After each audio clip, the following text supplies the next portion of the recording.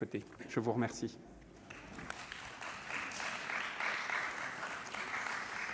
Oui, monsieur le ministre, merci. Dans la suite de la discussion générale, la parole est à madame Valérie Létard.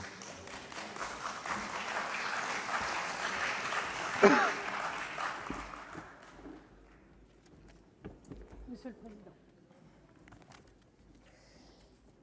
Merci.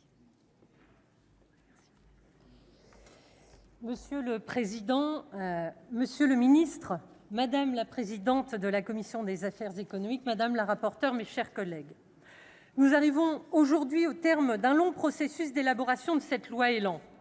Ce texte est porteur d'enjeux considérables et son élaboration a fait l'objet d'un long processus de concertation inédit que nous devons au président Gérard Larcher, et je souhaitais l'en remercier à cette occasion. Malgré cet intense travail préparatoire, le texte que nous examinons aujourd'hui ne répond pas de manière satisfaisante aux demandes exprimées par l'ensemble des acteurs, élus territoriaux comme professionnels de l'aménagement, du logement, de la construction, qui appelaient de tous leurs voeux la fin des stratégies nationales appliquées sans distinction, sans prise en compte des spécificités locales. Ce positionnement avait été repris au Sénat par de nombreux amendements émanant pour partie des bancs centristes, mais de bien d'autres bancs aussi. Considérant le logement comme un enjeu structurel majeur en termes d'aménagement équitable du territoire, nous attendions du projet de loi ÉLAN qu'il favorise davantage la place des collectivités. Au lieu de cela, les échelons de proximité se voient bien trop dépossédés de leur capacité d'action. Sur la question du logement, elle est centrale et nous assistons à une révolution. En dépit des efforts que nous avons fournis, le texte issu de la commission mixte paritaire revient sur trop de dispositions introduites par le Sénat.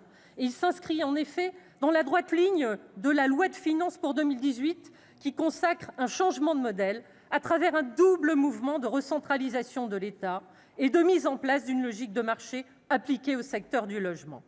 Le prochain PLF, qui, dans la continuité du précédent, prévoit encore une ponction des bailleurs sociaux de 872 millions d'euros, ne fait que confirmer ces craintes. La question de l'avenir du logement social est symptomatique de la menace que le texte fait peser sur les territoires. En effet, la CMP a acté plusieurs dispositions qui viennent bouleverser ce secteur et la logique de son fonctionnement actuel. C'est ainsi qu'a été voté le principe de double appartenance d'un organisme de logement social à un groupe ou à une société anonyme de coordination. Or, si cette société conserve un certain ancrage territorial, le groupe n'a pour sa part aucune limitation géographique. Cette disposition consacre une rupture du lien des bailleurs avec leur territoire d'implantation, les stratégies se définissant désormais ailleurs, à l'échelle nationale et non locale. C'est bien pour ces raisons que nous avions proposé que des volets territoriaux soient intégrés aux conventions qui sont signées avec les groupes, qui auraient remis les collectivités au cœur de la politique du logement.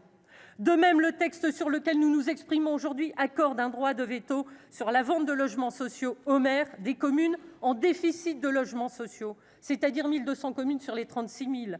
Les maires vertueux n'auront, eux, pas leur mot à dire pour les ventes réalisées sur leur commune et disposeraient de moins de maîtrise de leur parc social que ceux des communes déficitaires, ce qui est quand même un paradoxe.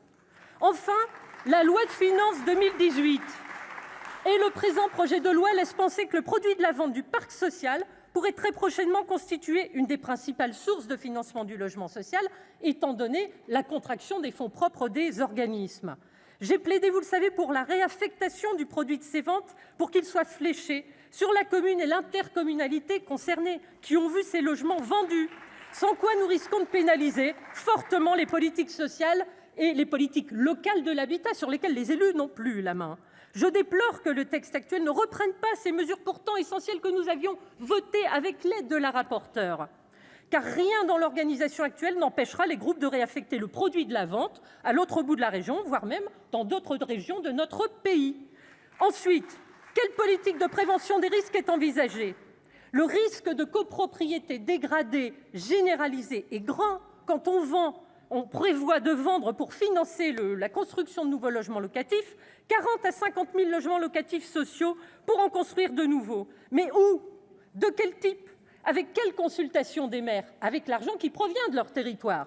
On vendra donc dans des zones les plus fragiles pour reconstruire dans les zones tendues, ce qui contribuera d'ailleurs à renforcer le phénomène de métropolisation et à délaisser certains territoires s'il n'y a pas de correctif. Le risque est en effet grand. Agissons plutôt en prévenant les risques de copropriété dégradée plutôt que de voter des budgets pour traiter les copros dégradés futurs. Ça aurait plus de sens. Vous l'aurez compris, monsieur le ministre, oui à une révolution du logement. Oui, bien évidemment, en prendre en considération les transformations nécessaires, monsieur le ministre. On doit vivre avec notre temps, on doit moderniser, mais en veillant à l'équité territoriale et en faisant en sorte que ceux qui agiront, ceux qui sont tous les jours avec leurs concitoyens, ce sont les maires et les intercommunalités, et que ça ne se décide pas à Paris, alors que Dunkerque, ce n'est pas Nice, ce n'est pas Paris, ce n'est pas Laval. Faisons en sorte que les collectivités reprennent toute leur place dans quelque chose qui est au centre des politiques d'aménagement de nos territoires. L'équité territoriale, la préservation de l'équilibre entre les territoires, voilà ce qui doit nous mener dans cette loi ÉLAN. C'est pourquoi nous ne pourrons la voter, car le compte n'y est évidemment pas dans le domaine du logement.